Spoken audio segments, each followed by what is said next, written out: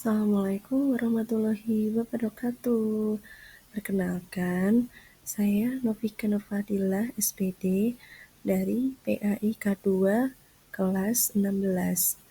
Di sini saya akan memberikan materi tentang dakwah fase F. Coba, adakah di antara anak-anak ada yang tahu pengertian tentang dakwah? Sebelum Bu Guru menyampaikan makna tentang dakwah, coba anak-anak perhatikan beberapa gambar berikut ini. Ada Raden Mas Said atau yang dikenal dengan Sunan Kalijaga. Kemudian ada Ustadz yang milenial di kalangan anak muda, yaitu Ustadz Hanan Attaqi. Dan yang terakhir ada Ustadz Khalid Basalamah. Mari kita simak makna dakwah berikut ini. Dakwah adalah kegiatan yang mengajak, menyeru, dan memanggil orang atau kelompok orang untuk beriman kepada Allah, sesuai dengan ajaran akidah atau keimanan, syariah atau hukum, dan akhlak Islam. Firman Allah yang menjelaskan tentang dakwah yaitu pada surat Al-Imran ayat 104. Bismillahirrahmanirrahim. Waltakum minkum ummatun yad'una ilal khairi wa ya'muruna bil ma'rufi wa yanhauna 'anil munkar wa ulaika humul muflihun.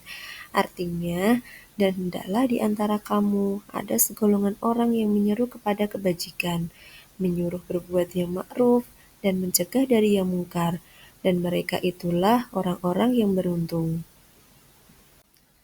Lalu kemudian jenis-jenis dakwah. Yang pertama, ada dakwah langsung.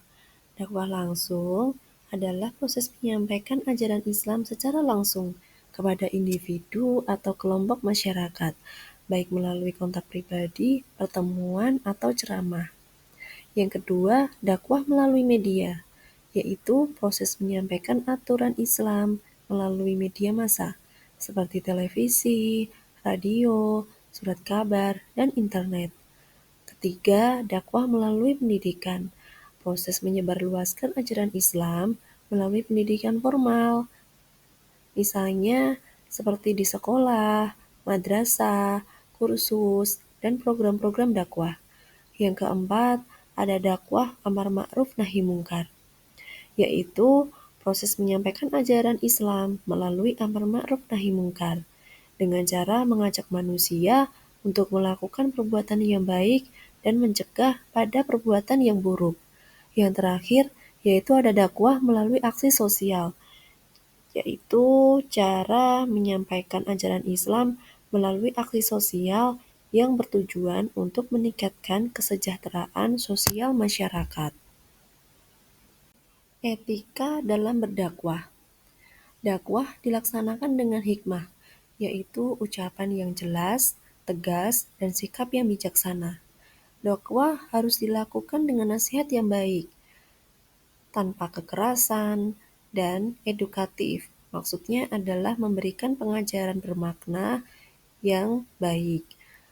Dakwah dilaksanakan dengan memberikan contoh atau bisa kita sebut dengan uswatun hasanah. Yang terakhir, dakwah dilakukan dengan mujadalah, yaitu diskusi, bertukar pikiran secara dinamis dan santun, serta menghargai pendapat orang lain.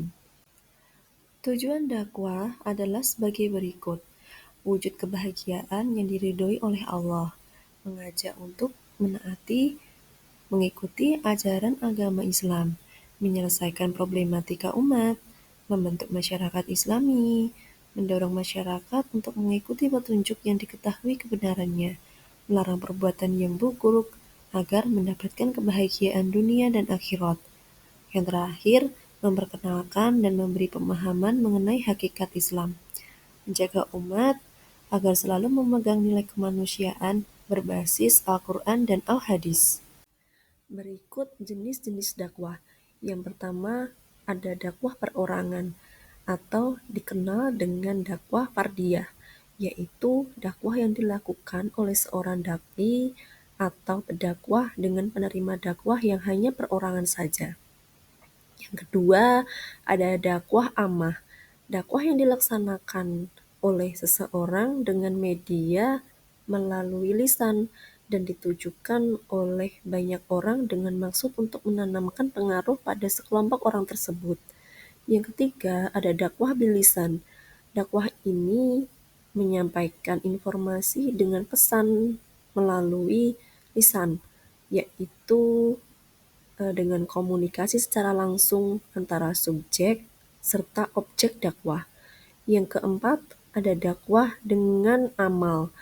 Dakwah ini sudah dicontohkan pada Nabi Muhammad SAW ketika pertama tiba di kota Madinah. Nabi memberikan contoh dakwah melalui amal dengan cara mendirikan Masjid Kuba. Kemudian Nabi mempersatukan kaum Ansor serta Muhajirin dalam ikatan persaudaraan Islam. Yang kelima, ada dakwah bitatwin, yaitu dakwah yang memasuki zaman globalisasi seperti saat ini. Pola dakwah bitatwin atau dakwah melalui tulisan semakin mudah dan efektif. Contohnya dengan menerbitkan kitab, majalah, artikel di internet, koran, ataupun tulisan yang memiliki pesan dakwah yang cukup penting. Setelah anak-anak mengetahui materi tentang dakwah, coba sekarang silakan anak-anak membuat naskah dakwah sebagai berikut. Peserta didik memilih tema yang akan diangkat terlebih dahulu. Lalu silakan menuliskan kerangka besarnya.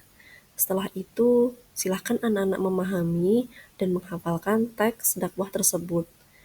Nah, nanti di pekan selanjutnya, silakan anak-anak maju untuk mempraktekkan hasil dakwah dan mempresentasikan di depan kelas. Sekian pertemuan kita hari ini. Semoga apa yang Bu Guru sampaikan bermanfaat untuk kita semua. Jangan lupa untuk tugas silahkan diselesaikan dan dihafalkan. Pekan depan kita maju secara acak. Kita akhiri pertemuan hari ini dengan bacaan hamdalah bersama-sama. Alhamdulillahirrabbilalamin. Wassalamualaikum warahmatullahi wabarakatuh.